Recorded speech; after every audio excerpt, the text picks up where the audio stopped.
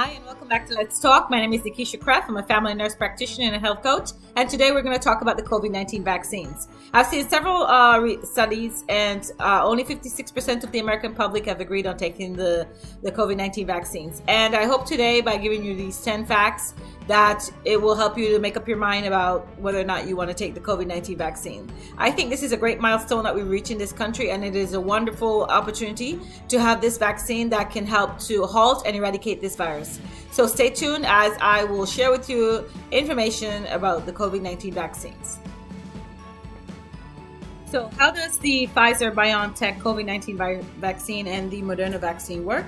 Both of these vaccines are made up of genetic strands called mRNA, which are encapsulated in a special coding.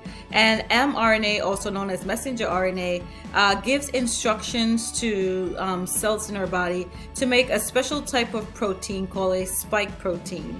And this spike protein is located on the COVID-19 virus.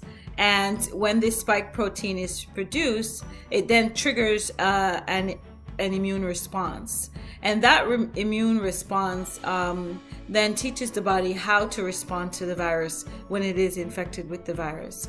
And so this is a harmless way of triggering the immune response to think that you have the COVID-19 virus, to therefore build up immunity against the virus without you actually having the severe effects of the virus itself. So what are the goals of the COVID-19 vaccines? The first one is to decrease the amount of deaths and serious disease as much as possible, because this COVID-19 is continuing to ravish our nation and the world. And even this morning I was hearing that there's a new strain of the virus in the UK. The virus continues to mutate and become more of a challenging situation, for epidemiologists, for scientists to kind of tackle it and come up with, the best solutions. And so this vaccine, and the Pfizer vaccine, has said that it is pretty confident that its vaccine can also be effective against this new strain that the UK has now identified. So that's also great news. So hopefully with this vaccine we can decrease the amount of deaths and the serious illnesses that are happening by the COVID-19 virus. The second one is to preserve the function of the society. We definitely want to avoid a government shutdown. We want to decrease the amount of stores that are having to close or to be shut down in order to control and contain this pandemic. We want school to reopen. We just want to preserve a sense of normalcy in our government, in how our day-to-day business is run in our states and local communities. So the next goal really is to preserve the function of society. And then the third one is to reduce the extra burden COVID-19 is having on people already facing disparities. As you know, the unemployment rate is continually rising because jobs or businesses are closing, and the COVID virus is spreading. Schools are closing, which is causing a problem for parents trying to figure out childcare, and so that's helping to increase the unemployment rate because parents have to stay home to take care of their kids. And it's also widening the disparity gap because the poor are just becoming poorer, and the underserved are becoming more underserved. The food pantries are overwhelmed and have run out of supplies. And so there's just a great need in our country that has all been a result of this COVID-19 infection. And so it is very hopeful with this vaccine that it can help us to reach and maintain these goals. So here goes the 10 takeaway that I want you to have from about the COVID-19 vaccine. The first one is that both of these vaccines are under emergency use authorization. The vaccine is not perfect. It is still under review and is still being studied. As a matter of fact, the COVID-19 vaccine are authorized or approved by the FDA and the Advisory Committee of Immunization Practice, or ACHIP, and they will continue to hold public meetings and review all data, including new symptoms or new adverse effects that are that may come available as the general public gets vaccinated, and they will make recommendation for the use of these vaccines in the United States. So therefore, the vaccine is still under research. There is still a lot of information that is not known, but it is the best we have, the best defense we have against this COVID-19 virus right now. The infections are getting out of control. Hundreds of people are dying every day, and the world needs help.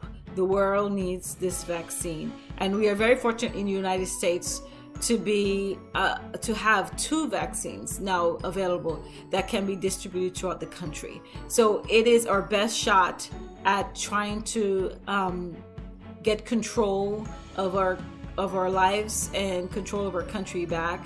And it is not perfect, once again, but it is the best we have to offer.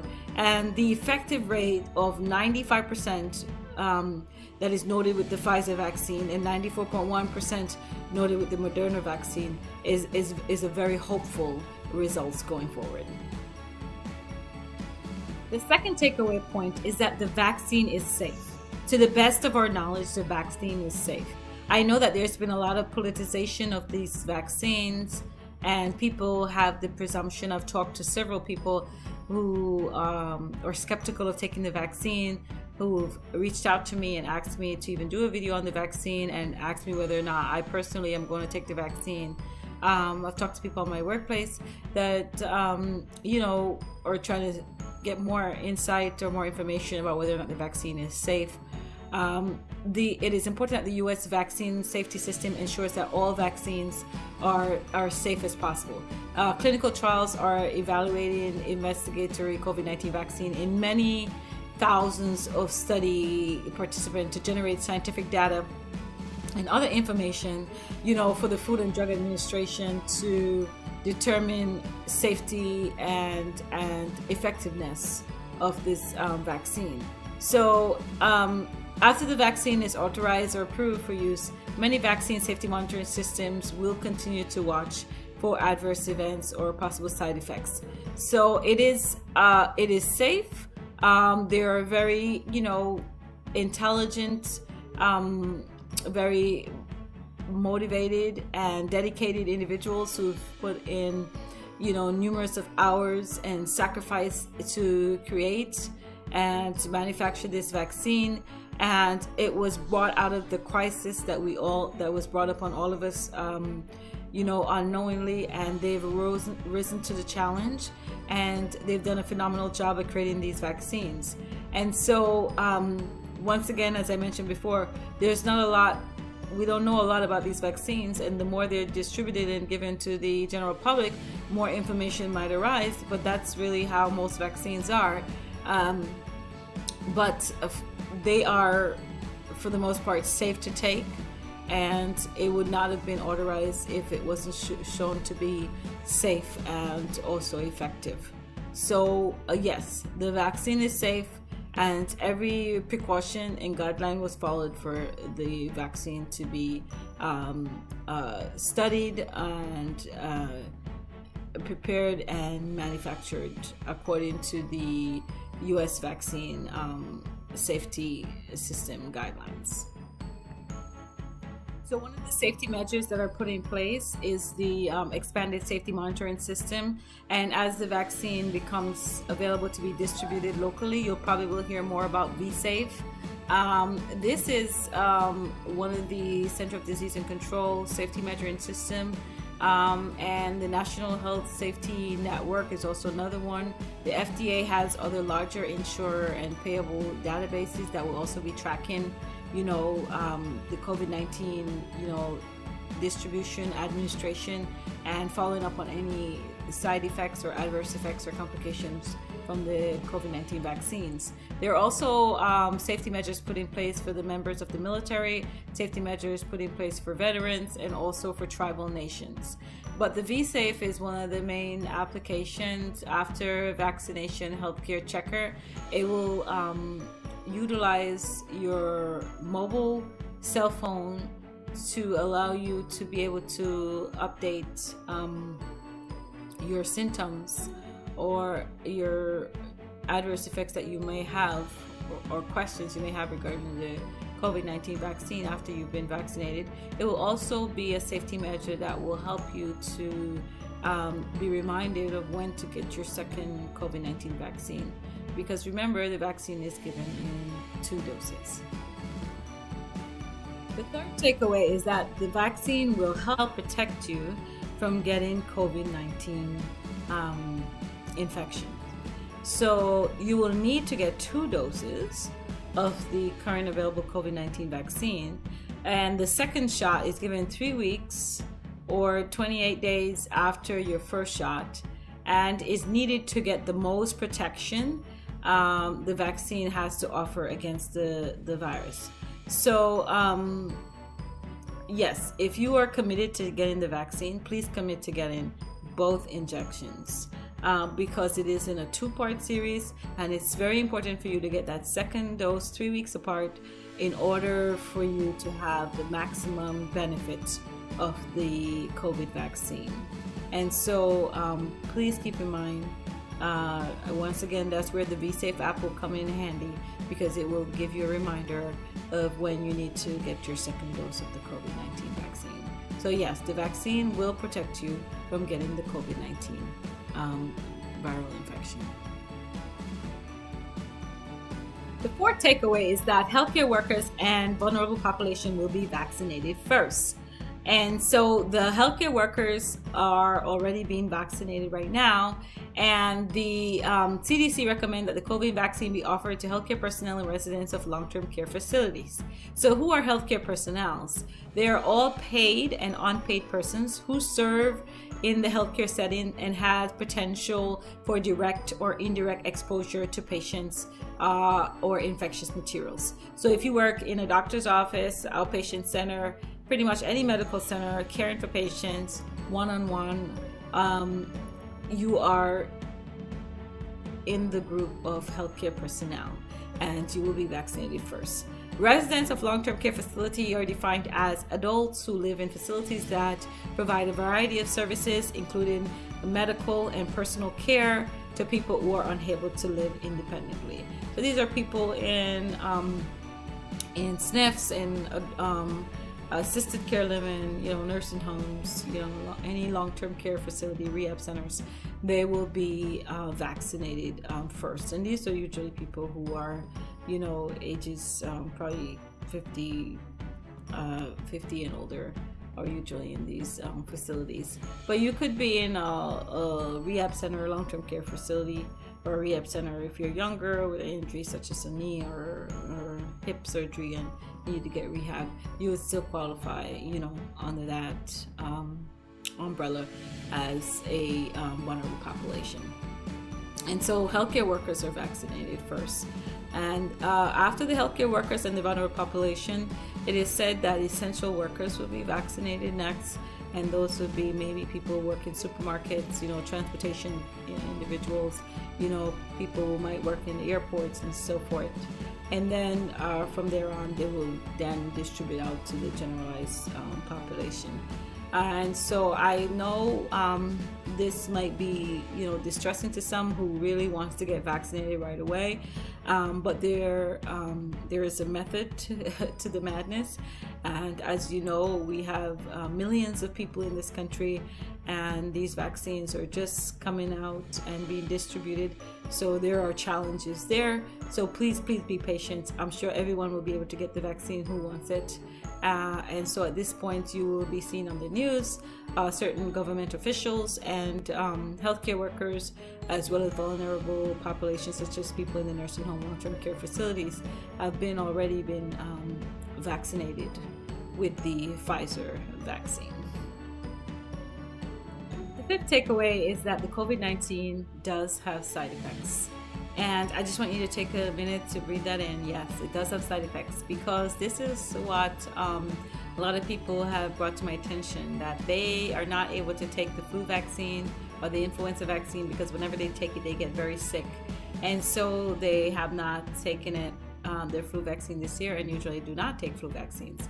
And so This might be concerning to a lot of people that have problems with the influenza vaccine, because the COVID-19 vaccines may have some side effects, and this is a good sign. It's a normal sign. It means that your body is building up protection or immunity against the virus. And the side effects of the COVID-19 vaccines may make you feel like you have the flu. It might even affect your ability to do your day-to-day activities. But they should go in a few days. So I just want to give you all the information so you're knowledgeable about it. And you just have to, weigh the pros and the cons. I mean, the pro is that if you take this vaccine, it might give you a 95% immunity against the virus, or if it's a Moderna vaccine, a 94.1% immunity against the virus. And if you don't take either one of them, then the chances are you may get the virus, and the possibility is you might be one of those cases that become severely ill from the virus to the point where you might even die. So that's just the raw truth about where we are right now. And each individual has to make that decision for themselves. And so I'm just providing the information to make that decision, more clearer for you. And so yes, there is adverse effects with the COVID-19 vaccine. And the COVID-19 vaccine adverse effects or side effects could include on the arm where you get the shot, you may have some pain and swelling, and that's usually pretty normal for any vaccine. Throughout the rest of your body, you may feel fever, chills, tiredness, and you might even get some headache. And in very rare cases, you may have anaphylactic side effects such as swelling of the face, the lips, and difficulty breathing. But once again, those were in rare cases. So for the majority of people, it might just be the soreness on the arm and a little bit of swelling. And then for some, they might get those flu-like symptoms, such as the fever, the chills, the tiredness, and the headache. And then, in very rare cases, you might have the swelling, the anaphylactic reaction, the swelling of the face, the lips, and the difficulty breathing. So in recent weeks, we've also heard, I've read this in the New York Times and also on my Hippocrates research medication application, that there were 2 healthcare workers in Alaska who had some rare adverse effects minutes after receiving their COVID-19 vaccine. The first was a middle-aged woman who had no history of allergies and who experienced a anaphylactic reaction that began about 10 minutes after being vaccinated, and this required epinephrine and a visit to the intensive care unit for admission. Now, a anaphylactic reaction is any severe allergic reaction to the body. This could happen, from food, from different medication, or just from environmental stimuli, among many other things. And epinephrine is also known as adrenaline. It is a medication and a hormone, and it is given to offset these rare life-threatening reaction or response from the body in an anaphylactic reaction. And people can experience intense itching or hives on their body. They can experience swelling to the lips, the face, tightness to the throat, which could cause difficulty breathing, among many other side effects. And usually these reactions happen minutes after receiving a particular drug, or in this case, eating a particular food, or exposed to certain environmental stimuli. In this case, a short period of time after receiving the COVID-19 vaccine. And so this middle-aged woman was given epinephrine, and she was also given put in the ICU for observation. The second case was a male worker who developed periorbital edema and lightheadedness and some scratchy throat. And this happened about 10 minutes after post-vaccination or after receiving the COVID-19 vaccine. The reactions were not considered to be anaphylactic reaction. He was also treated with epinephrine and famotidine and Benadryl, and fully recovered in 1 hour. And once again, this was reported in the New York Times and also noted on research medication application app Hippocrates.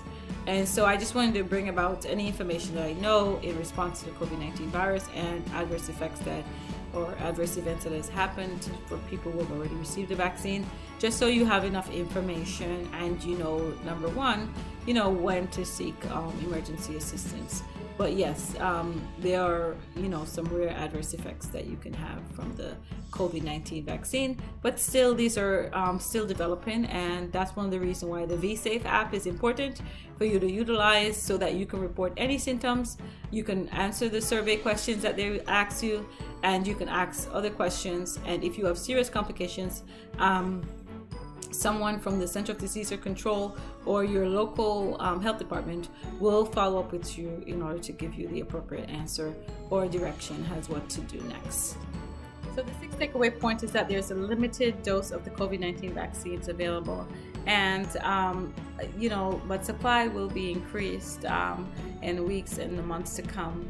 The goal is that everyone will be able to easily get vaccinated against the COVID-19 virus as soon as a large enough quantity of the COVID-19 vaccine is made available. And the goal is also to make it widely available, where the vaccines can be, you know, provided to doctors' offices, to retail pharmacies, hospitals, federal qualified healthcare center.